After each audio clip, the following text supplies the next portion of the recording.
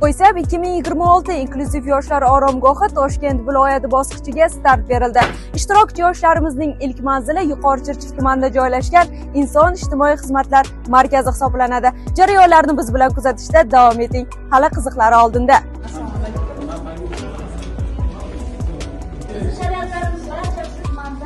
Biz xizmat barcha sharoitlarni yaratgan operatorimiz biriklarimiz ko'rsatamiz. Yordamlar ko'rsatadi. Asisten xizmatlarimiz bo'ladigan sizda yoshlar agar